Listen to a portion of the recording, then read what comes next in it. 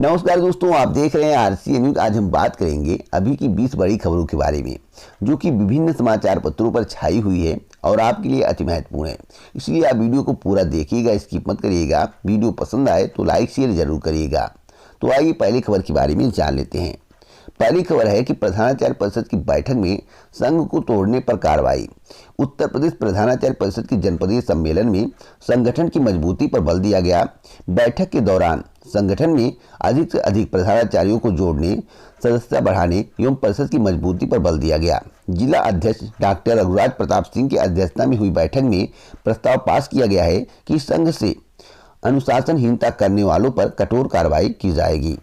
अगली खबर है यूपीटर 2020 को लेकर। यूपीटर 2020 अब जूनियर हाई स्कूल शिक्षक भर्ती के बाद उत्तर प्रदेश शिक्षक पात्रता परीक्षा 2020 अब एडेड जूनियर हाई स्कूल शिक्षक भर्ती के बाद होगी।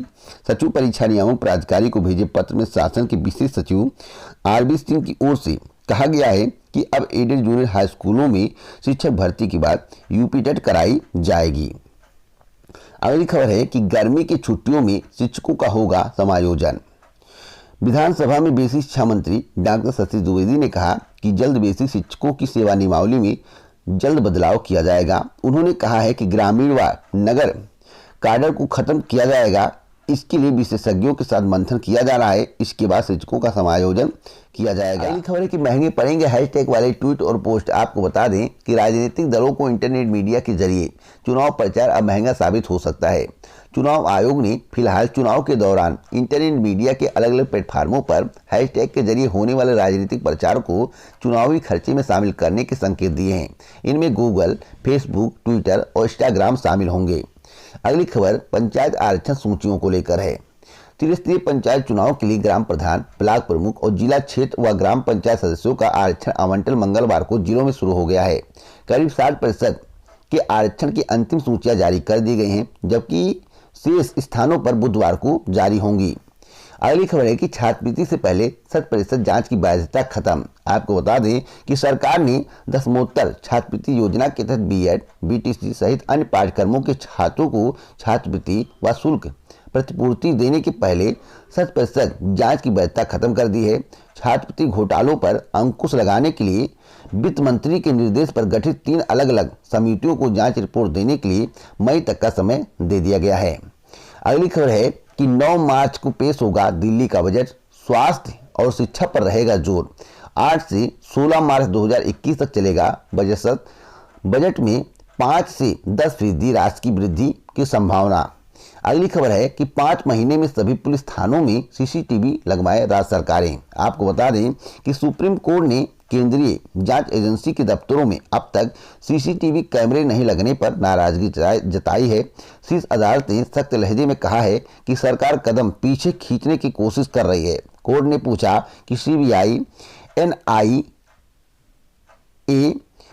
और ईडी के कार्यालयों को कैमरे की निगरानी में लाने में आनाकानी क्यों हो रही है। साथ ही राज्य सरकारों को 5 महीने के अंदर सभी पुलिस थानों में सीसीटीवी कैमरे लगाने का आदेश दिया है। अगली खबर है कि आज से विधानसभा का सत्र, 9 को आएगा बजट। अगली खबर है कि 2035 तक उच्च शिक्षा में सकल नामांकन दर 50% करें, ऐसा निशंक का कहना है। तो मैं आपसे बताना चाहता हूं कि 2020 पार हुआ, 2021 में हम लोग प्रवेश कर चुके हैं। 2035 अभी लंबा है। फिलहाल प्रयास किया जाना चाहिए, लेकिन सपना बहुत कम देखना चाहिए। नई शिक्षा नीति 2020 के तहत 2035 तक उच्च शिक्षा में सकल नामांकन दर 28 से बढ़ाकर 25% करने का लक्ष्य रखा गया है।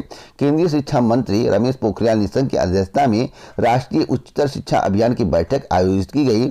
उन्होंने इस समीक्षा बैठक में उच्च शिक्षा की पढ़ाई के बीच में छोड़ने वाले 3.5 करोड़ छात्रों को जोड़े रखने के लिए योजना तैयार करने के निर्देश दिए हैं।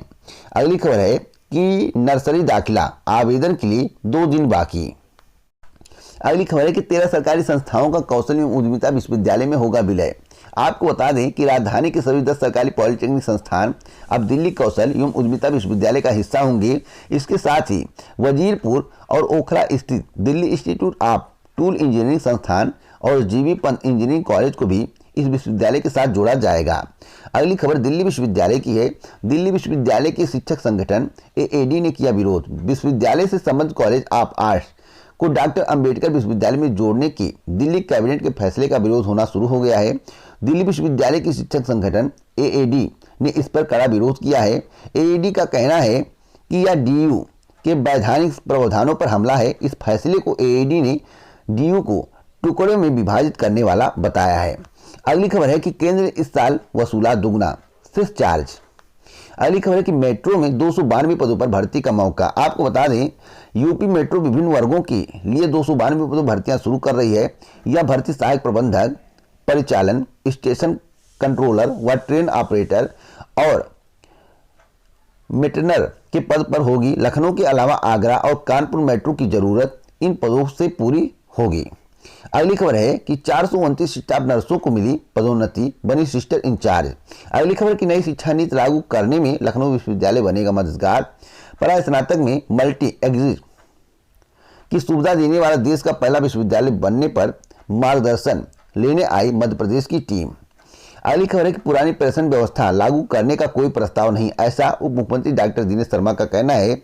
विधान परिषद में प्रश्न प्रहार के दौरान सपा के सदस्य डॉक्टर मान सिंह यादव ने पुरानी पेंशन स्कीम का मामला उठाया। उन्होंने कहा कि नई पेंशन स्कीम का अपेक्षित लाभ नहीं मिल रहा है।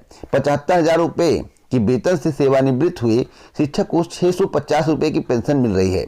भाजपा के सदस्य देवेंद्र प्रताप सिंह ने कहा कि सरकार को स्पष्ट रूप से बताना चाहिए कि सरकारी पुरानी पेंशन स्कीम लागू करने वाली है या नहीं।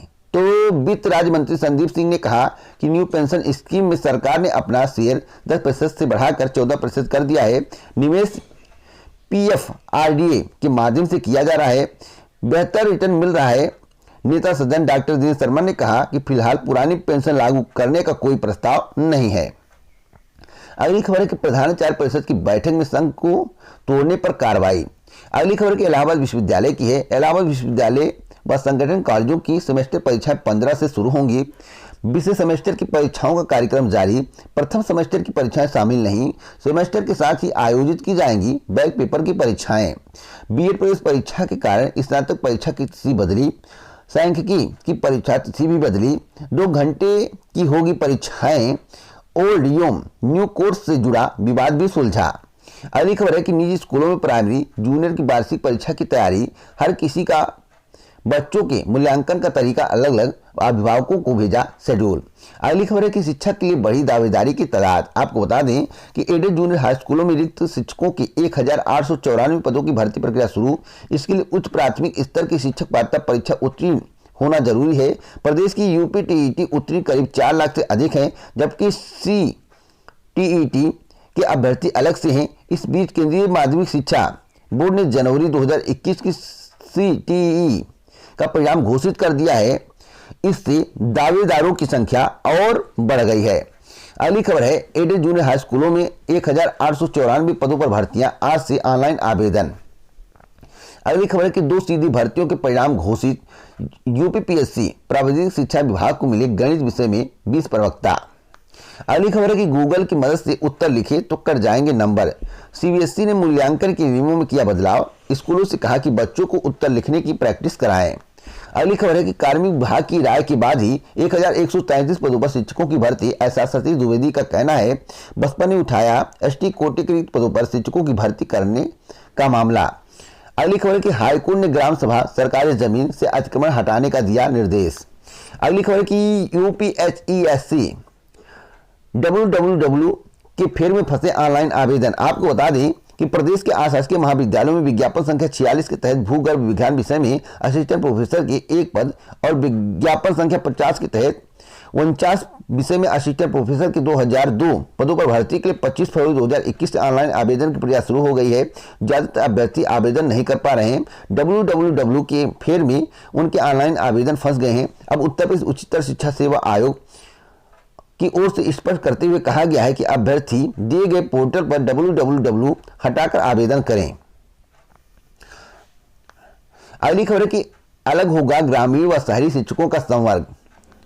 अगली खबर कि प्रधानाध्यापक पद के लिए भेजे कॉलेज का विकल्प। प्रधानाचार्य पद की जो प्रक्रिया है उसे जल्द पूरी की जाएगी। आपको बता दें कि प्रदेश के राजकीय माध्यमिक कॉलेजों में तैनात शिक्षकों की पदोन्नति हो चुकी है। अब उनसे कॉलेजों का विकल्प लेने की तैयारी की जा रही है। अपर शिक्षा निरीक्षक राजकीय अंजना गोयल ने सभी जिला विद्यालय निरीक्षक को निर्देश दिया है कि वे शिक्षकों से विकल्प लेकर रिक्तियों की सूचना का परीक्षण करके 4 मार्च 2021 तक उपलब्ध कराएं।